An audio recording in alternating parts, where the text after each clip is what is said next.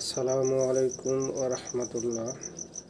সুপ্রিয় মুসলিম ভাই ও বোনেরা, আমি আপনাদের সামনে আলোকপাত নং ৮০ নিয়ে হাজির হয়েছি।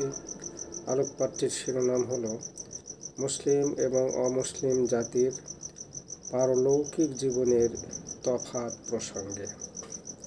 আলহামদুলিল্লাহ ওয়াসসালাতু ওয়াসসালামু আলা নাবিয়িনা মুহাম্মদ সাল্লাল্লাহু আলাইহি ওয়াসাল্লাম ওয়া আলা আলিহি ওয়া আসহাবিহি আজমাইন। আম্মা বা'দু ফাআউযু বিল্লাহি মিনাশ শাইতানির রাজীম। বিসমিল্লাহির রাহমানির রাহিম।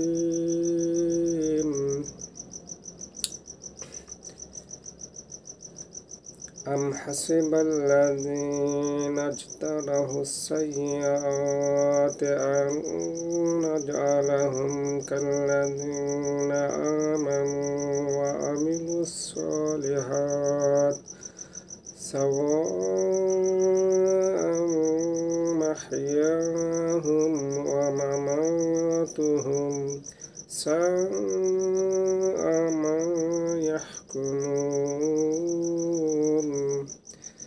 সাদাকাল্লাহুল আযীম। মাক্কি সূরা আল জাসিয়া এর ২১ নং আয়াতের ব্যাখ্যামূলক অনুবাদ এখানে উল্লেখ করা হলো। আয়াত ২১। এক ও দ্বিতীয় মহান আল্লাহ তার রাসূল মুহাম্মদ সাল্লাল্লাহু আলাইহি ওয়াসাল্লামের মাধ্যমে অমুসলিম জাতির উদ্দেশ্যে ঘোষণা করেন যে হিন্দু, বৌদ্ধ, ইহুদি ও খ্রিস্টান সহ যত অমুসলিম জাতি রয়েছে তারা ধর্মীয় অনুষ্ঠানের নামে যত জালালা তথা কুসংস্কারাচ্ছন্ন ধর্মীয় ক্রিয়াকলাপ সাইয়াত পালন করে চলে, আমি আল্লাহ তাদের পারলৌকিক পরিণতি কি সেসব লোকদের মতো করে দেব যারা হেদায়েত গ্রহণ করে আন্তরিক বিশ্বাসের সহিত কালেমা তাইয়্যিবার মৌখিক স্বীকৃতি দিয়ে ওহে নবী আপনার হাতে এবং পরবর্তীতে কোনো আলেমের হাতে ঈমান এনে মুসলিম হয়েছে